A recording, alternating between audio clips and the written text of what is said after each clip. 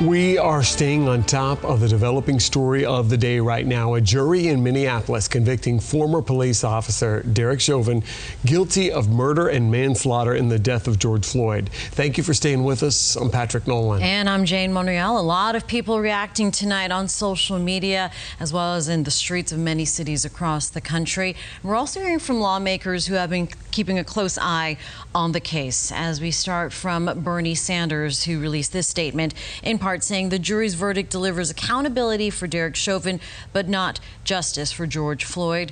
Real justice for him and too many others can only happen when we build a nation that fundamentally respects the human dignity of every person. The trauma and tragedy of George Floyd's murder must never leave us.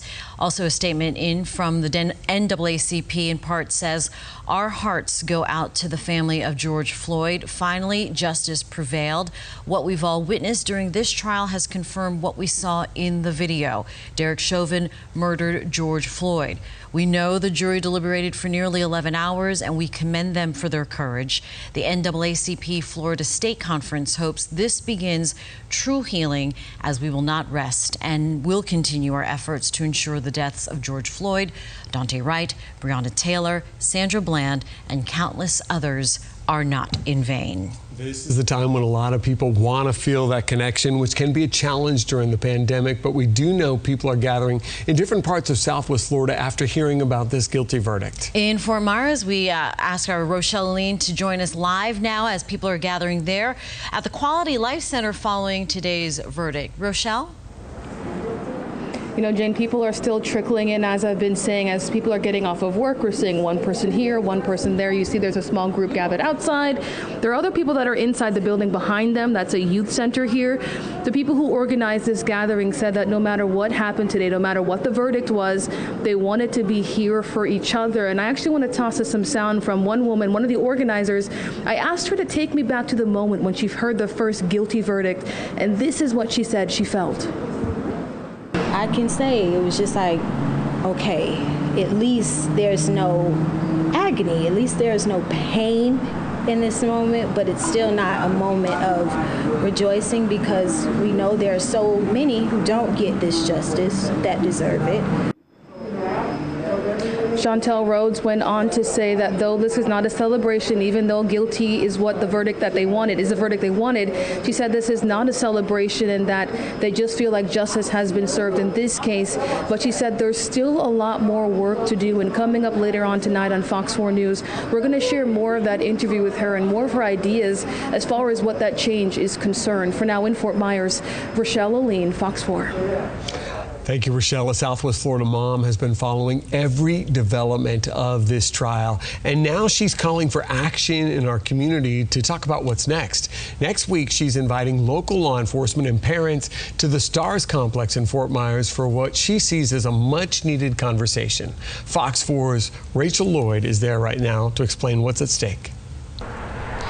The event is called Bridging the Gap. It's for local police officers and community members to come together and hear each other out so that they know what everyone needs so that what's happening in Minneapolis doesn't happen here. Shanika James has had a lot on her mind in the past week. Her heart is heavy after the police killings of George Floyd and more recently Daunte Wright, just miles away from Floyd's killing in Minneapolis. Both tragedies, along with so many others, make her think of her children. I don't even want my son to be out after a certain hour. Her son is 19 years old and her daughter is 27. She hopes she never feels the pain Daunte Wright's mom feels right now. I don't ever want to get no phone call about my son is in an altercation with an officer. Oh my gosh, I can imagine the heartbreak of Daunte's mom. Councilman and former Fort Myers police officer Johnny Streets is a guest speaker at Bridging the Gap.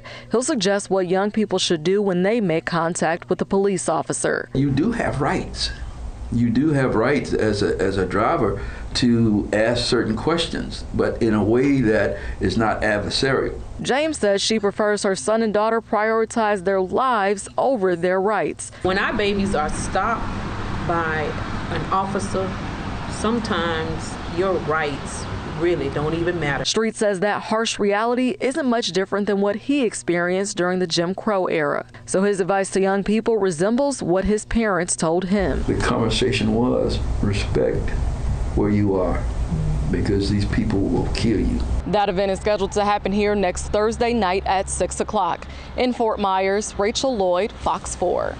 With the killings of so many Black Americans like George Floyd, Daunte Wright, and so many others, experts are saying the Chauvin trial and now the verdict is a chance for important conversations when it comes to race. Now, Rachel had part of the story, but we're now looking into why so many other parents might avoid conversations about race with their children and what they can do to change that. Our Christina Evans with that part of the story. Christina?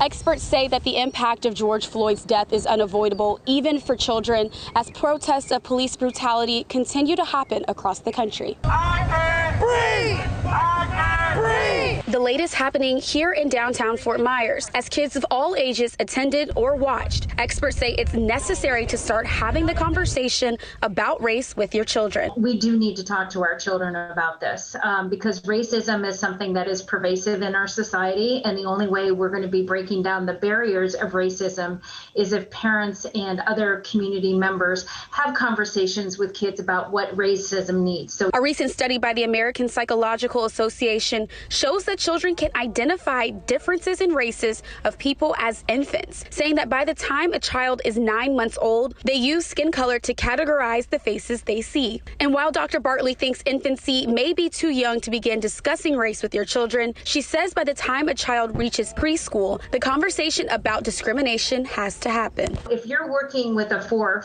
5-year-old, you may say something like, well, sometimes we feel differently about people based on their culture or the color of their skin. And, we need to love and accept everyone for who they are. And that may be as much as you have of a conversation about it. And from there, it needs to progress as the child ages. Whereas a teenager, you really need to explore what racism means to them and how maybe they themselves have experienced racism, or maybe they've exhibited certain behaviors that were racist. Dr. Bartley says that once children are in school, they're able to be exposed to more conversations about racism, which is why it's important to talk to them first at home before peers can spread misinformation or bias. In Cape Coral, Christina Evans, Fox 4. Thank you, Christina. We've been asking many of you on our Facebook page. You look for Fox 4 Fort Myers on Facebook, you'll find it. How do you talk to your kids about racial attitudes in light of a case like this that's dominating coverage, or don't you?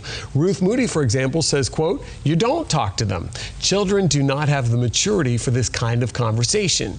Jason says, well, if you don't teach racism, children don't know the difference between black and white. You can join this community conversation right now, again, when you search for Fox 4 Fort Myers on your Facebook page.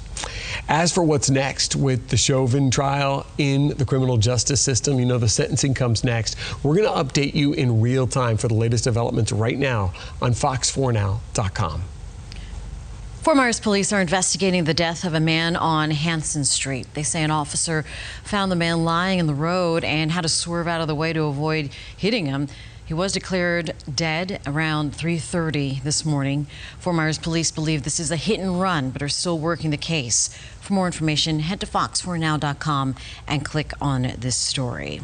Naples police looking for a woman who several people say scammed victims out of nearly $100,000 for spiritual and witchcraft services. During one appointment, a man told police the woman asked him to sleep with 3 eggs under his bed, then bring him over to the next day.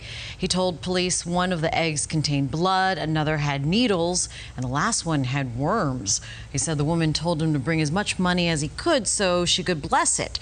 He says he gave her over $29,000. 10 victims have come forward in connection to this scam.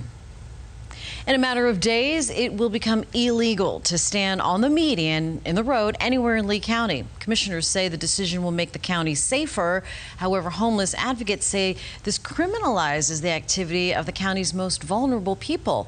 Fox 4's Rob Manch spoke with both sides of the issue. Has a story from North Fort Myers tonight. Well, if you've ever driven through the intersection here at Route 41 and Hancock Bridge Parkway, you've likely seen the people in the median holding signs asking for help. That's the kind of activity that's going to be illegal here in Lee County in just a matter of days. And today I spoke with one woman who says that's going to change her life. Gracie Lash has been living in the homeless camp behind the Hancock Bridge Square Shopping Center. And every day she walks out to the median on Route 41 to make a living. I have been holding a sign. I have been working hard every day to earn money. Lash is just one of several people who panhandle at the intersection, and even she will tell you it's dangerous. One of my friends at our campsite, we call him Mohawk, and he was actually hit by a car. That's the kind of danger Lee County commissioners say they're trying to avoid. Lee County is now the 11th most dangerous place to be in the country. So we need to understand this is predominantly about safety. The new ordinance would fine people up to $500 if they're caught in the median, and they could even end up in jail. But Sheriff Carmine Marcino says that's not the goal. The last thing we want to do is go enforce. What we want to do is gain compliance through education. But one homeless advocate spoke out against the ordinance. The county cannot single out panhandling for differential treatment. Kat Dusterhouse says the ordinance is a direct attack on the homeless population. She says instead of threatening people with fines, the county should be helping them. I think the right way to reduce panhandling is to help these people off the streets the right way, through housing, through access to mental wellness services. Now, county commissioners argue the emergency shelter at the triage center is open and it's not at capacity right now, so they encourage people to go there. But Lash tells me she's been there before and she feels like she wasn't treated well, so she's not going back. The county says the new ordinance will take effect in the next several days. In North Fort Myers, Rob Manch, Fox 4. Tonight, police in New York say they've got their guy, a man accused of shooting 3 people at a supermarket. One of them was killed. He's in custody. The shooting happened today in the manager's office of this store in West Hempstead, New York. It's about 20 miles outside of Manhattan. The store manager was killed in this attack, and 2 people were taken to the hospital. Officials say the shooter had worked at the store, but as of tonight, it's still unclear what the specific motive was.